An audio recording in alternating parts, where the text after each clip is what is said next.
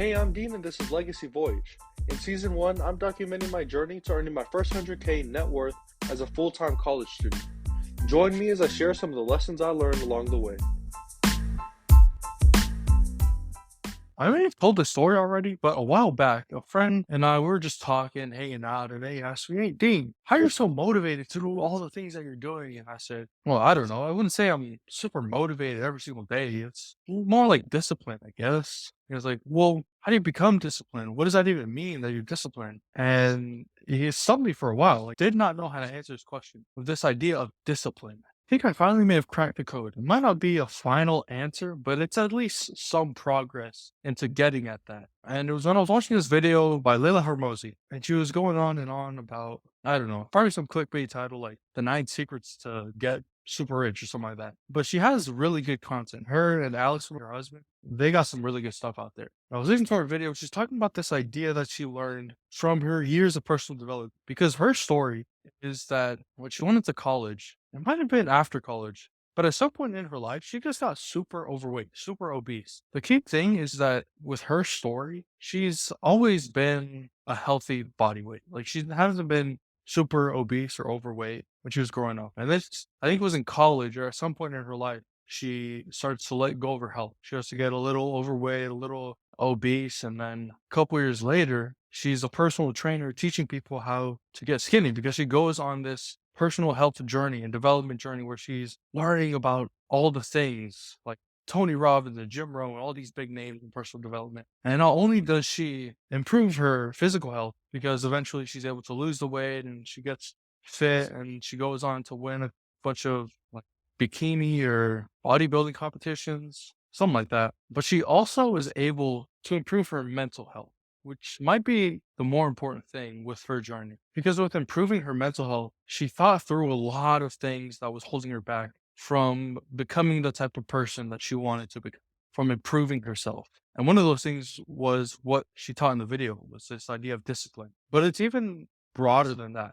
It's called cognitive diffusion. And it's basically a super fancy way of saying ignoring your thoughts. For example, when you walk into, let's say it's a birthday party, it's your birthday party. It's your birthday and there's cake and all your favorite foods are all right in front of you on the table. And you can have as much as you want. There's nothing holding you back. Of course, when you're sitting at the table and you see your favorite desserts, cookies, brownies, all the things, see your favorite foods, I don't know, ribs, chicken, all the things, you see all of them laid out in front of you. You have all these thoughts of saying, I really want to eat that. I'm gonna eat all those cookies and all those brownies, all the food on the table. Cognitive diffusion is ignoring those thoughts and saying, it's okay that I can feel this way. I can have these thoughts come into my mind. I don't have to act on those thoughts. I don't have to let them control me because I can have those thoughts in my mind. But once you're able to disconnect that from the actions you take, then it enables you to go and do some pretty cool things. There's this quote I heard a while back, and it said, courage is not the absence of fear, but acting in spite of it.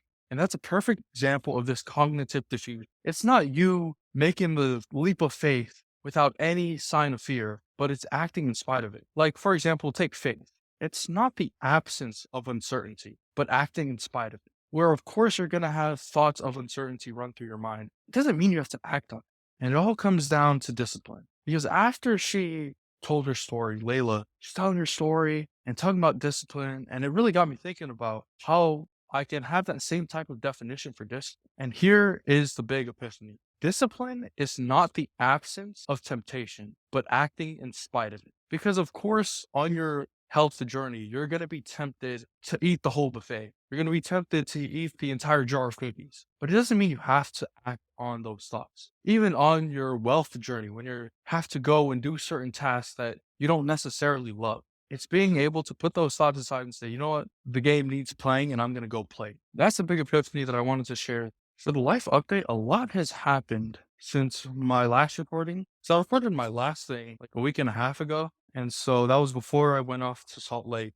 But to give context, this past week was Thanksgiving break. So last week, I think on Wednesday or something, went off to Salt Lake. That was awesome. Chill with the fam. And then from there, we headed off to Japan. And even getting to Japan was this whole thing because we went from Salt Lake to LA and we're living with my uncle in LA, just having a place to stay. Then we leave Sunday night from LA. We fly over to Cincinnati, and then we finally get to Cincinnati. We fly over from Cincinnati to Minneapolis. Then we get over there. Then we fly from Minneapolis to Japan finally. And we're doing all of this because we're trying to find business class seats that are open because we have flying benefits, which are kind of this double-edged sword because, yeah, it's nice that you get seats when seats are available. But what happens when seats aren't? And that was a big thing that we were dealing with in the standby life, is really playing it by ear and just going with the flow. Because I think we literally spent the entire 24 hours flying. Left Sunday night. We got to Japan Tuesday afternoon. So we finally get to Japan. And of course, we have an amazing time. And it's awesome to spend time with the fam, of course. And then coming back from Japan was easier. Just flew directly to Frisco and then came out here to Chicago. And I think the biggest thing was that I didn't get any work done last week, like at all.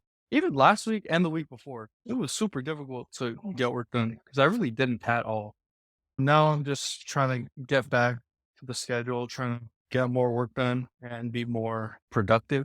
But it was a good break. It was really awesome. The only thing I think about is like, I wouldn't want to be traveling 24/7 because work kind of gives me this outlet to go and do cool things. That's really the motivator. It gives me a lot of satisfaction to do cool projects. So that's super awesome. In terms of next quarter, trying to figure out plans for that, I haven't heard back from any internships, so probably not getting any of them. Realistically, there's this one that I'm meeting with tomorrow that hopefully I'll get. It's like a Vastly is the name.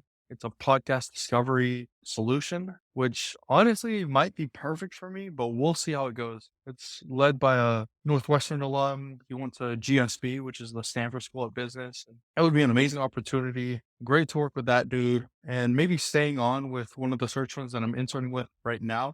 And also talking with the other people I'm interning with is like getting feedback from them, how I can improve in the future, and hopefully sharing that advice with everyone.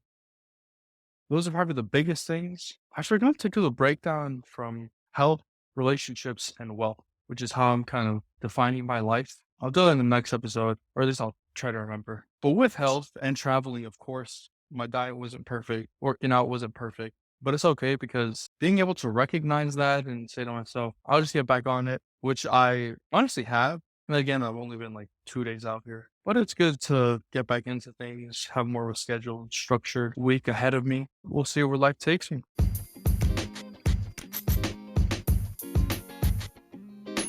I record these episodes completely free to share success with everyone.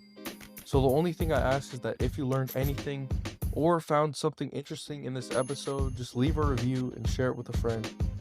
Only takes 5 seconds and it would mean the world. Thanks, and I'll see you in the next episode. Tatok, see you.